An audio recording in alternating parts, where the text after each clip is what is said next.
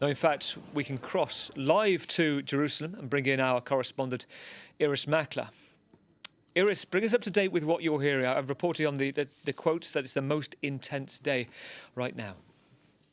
Yes, that's right. There's fighting in Jabalia in the north. This is places in Gaza City that Israel was, the IDF had entered before the ceasefire.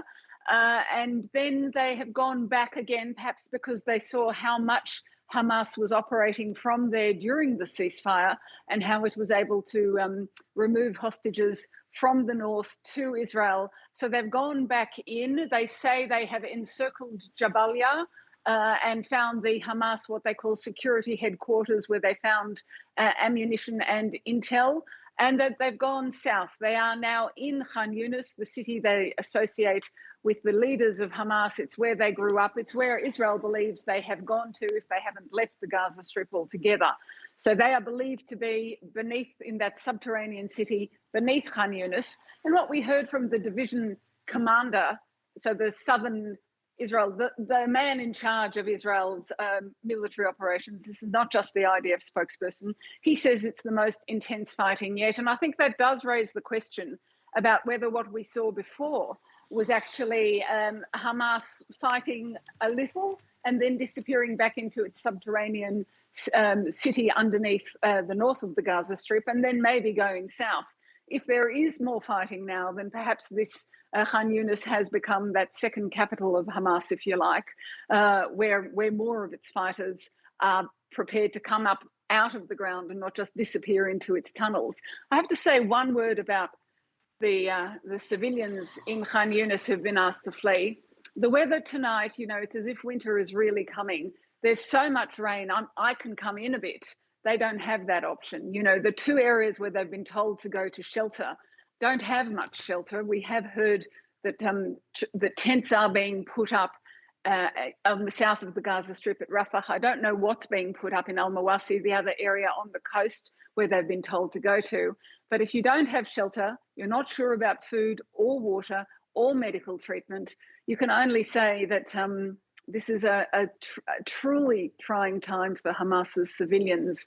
Before this, on October the 8th, I think, we heard from Hamas in Beirut, from the leader Musa Abu Marzouk, and he was asked, did you ask the people of Palestine, the Palestinians of Gaza, if they want this military operation? And he said, the Palestinians are steadfast, but I can tell you this is really a test of the steadfastness of any human being. It's a good point you make, Irris. I was hearing earlier today from one Palestinian family who was saying, they're 60 days into this conflict. They had money. Now they can't get access to any banks. They've run out of money. They're having to pay for water, something like 20 shekels a day for just 20 litres.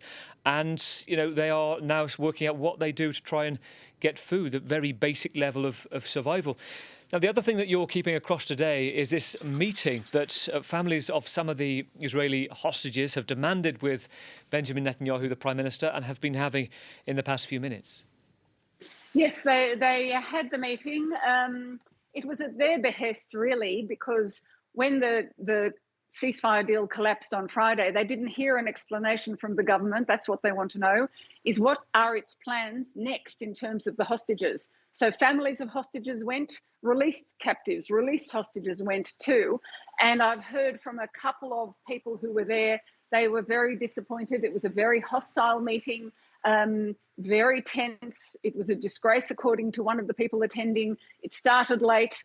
As he said, if they can't organise it, this is how they organise a war. I don't know how they do organise a war. So basically, what they wanted to hear from their government is what are the next plans for the release of the hostages? And they didn't really get an answer. I think it's been quoted in Israeli media that Benjamin Netanyahu said to them, we won't be able to release all the hostages. And they were very taken aback by that, I think. And he said, if we had a deal like that, who wouldn't take it? It's not available to us. But I think the urgency for the hostages' families comes from the fact that the information that's trickling out from the released hostages makes them feel that that it's just no longer safe and every moment is urgent. We hear about people who are shackled. We hear about people who aren't fed, don't have enough water, aren't given medicine. Some are beaten. Others are separated from their families. That includes children. All of these facts are slowly coming out. They worry the remaining relatives enormously, and that's what they went to tell the government. But the government seems to think, or at least the War Cabinet seems to think, that the priority right now has to be fighting Hamas and defeating it in their terms. Irris, good to talk to you. Irris Makler, our correspondent in Jerusalem. Now to